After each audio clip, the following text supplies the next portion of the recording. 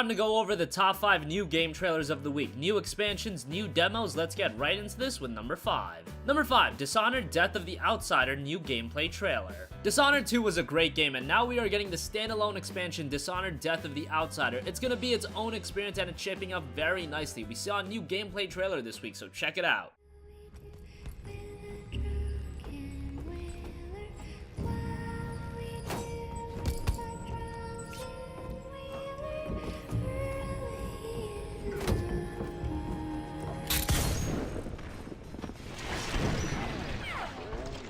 Initially, we saw Void Strike. She can charge whether people are aware of you or not, whether you assassinate them or you produce a fatality.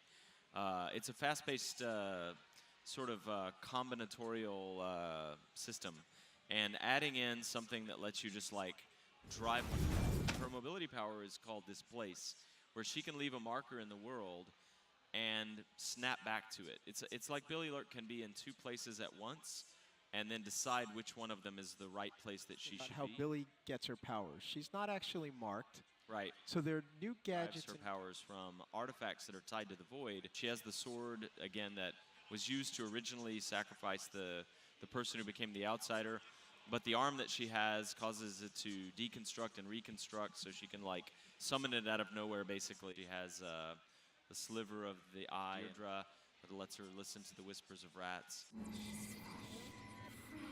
About called the Hook Mine. The Hook Mine is something that the game design team prototyped and worked on and just put a lot of love into. But the idea is that you can leave it on a wall or floor or ceiling, and magnetically it will drag an enemy over to it and hang them from that spot or whatever. It's intended as a non-lethal device.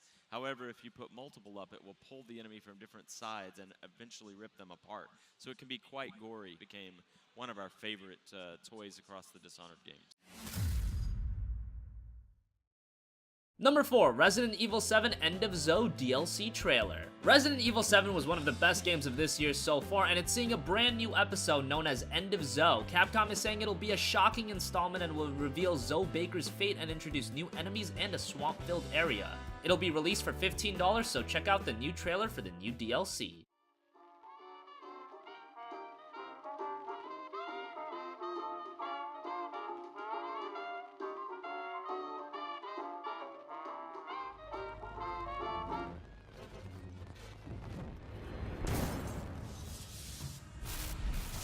How long do you say this place has been abandoned?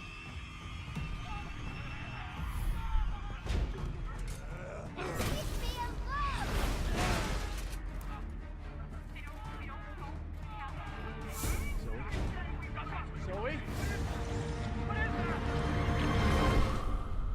There's a lot more to bioterrorism than we thought.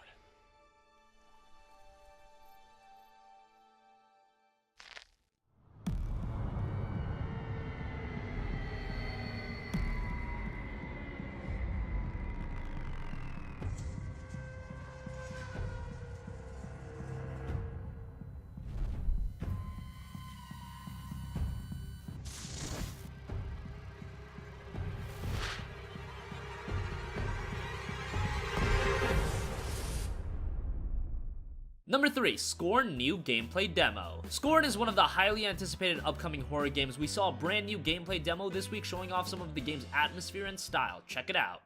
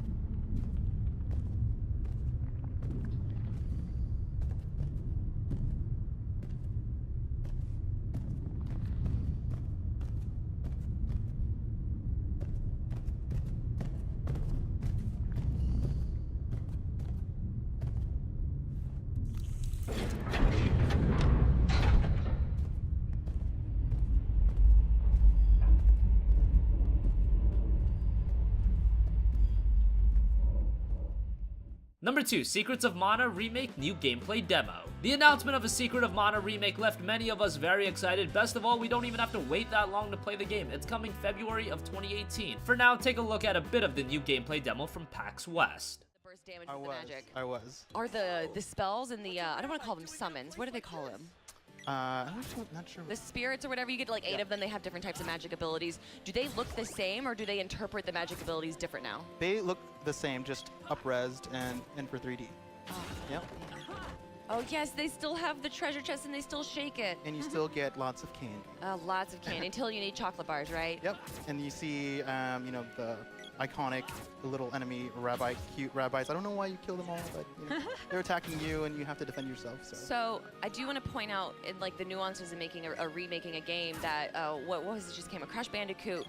It looks like a perfect remake of it, but a lot of people are saying that like the jump is like a few frames different. It's a little harder. Is there something like that in this game where the gameplay mechanics might be slightly different?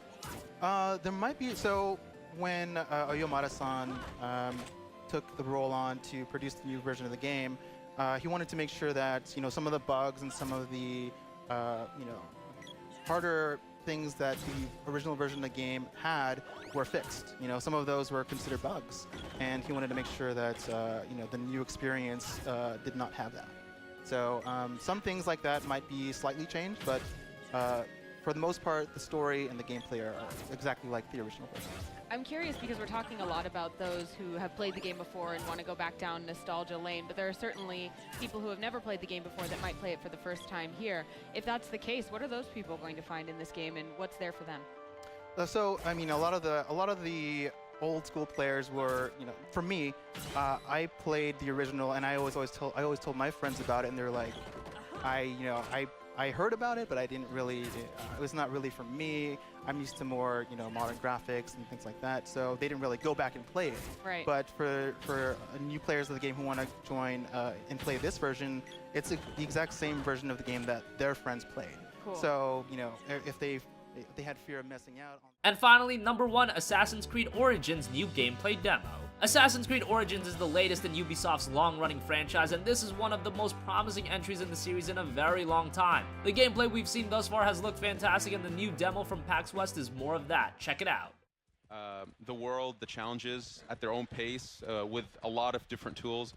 Here we can see we're running into a tomb, which is a very cool way for us to create a more linear gameplay challenge, so puzzles, navigation challenges, that kind of thing, but still within the context of this big open world. So a lot of new mechanics, a lot of new things for players to explore and experience. I mean, the first thing I noticed when I seen one of the first trailers was the combat. Yeah. It's so fluid, and it looks amazing. And you were talking about bringing some RPG elements to it. Yeah. I saw numbers. Yeah. Are those for crits or Yeah. that? We have I like seeing that. full-blown RPG. So we get a lot of questions about that. So in terms of UI, people can play with that. They can turn it off if they don't like it. But myself, I love the RPG elements. Yes. I want to see my crits. I want to see my, I love you know, to min-max, right? Like, Exactly. I want the best weapon. So can you change your weapons? Can you change your armor? Like, can you upgrade them? Oh, absolutely. So there's a massive gear system where, you know, gear has rarities, levels, attributes, properties. So for sure, you know, you can find weapons that do bleeding damage, weapons that have crit. Oh yeah, we've gone far into the realm of RPG. Again, we felt like we're making a really big step for AC, something that's new. We wanted that if someone is playing the game for 40, 50 hours, the game's constantly rewarding them, providing them new challenges. So boss fights are a big thing in the game. There's a ton of bosses in the world. If they defeat all the bosses, do they get something extra? Oh, whoa. Let's put it this way. No. Let's put it this way. We consistently reward our players for exploring the game, for playing its challenges. So most definitely, the bosses constantly offer really awesome rewards. I'm just saying, I'm a There's lots of cool surprises. Yeah. So if I have to collect something, like, I want to make sure that I get all of it. And there's a lot of that in the game? Absolutely. We have a lot of stuff. So that wraps up the top 5 new game trailers of the week. What do you think? Which game trailers excited you the most this week? Comment your thoughts down below. Thank you for watching, and goodbye.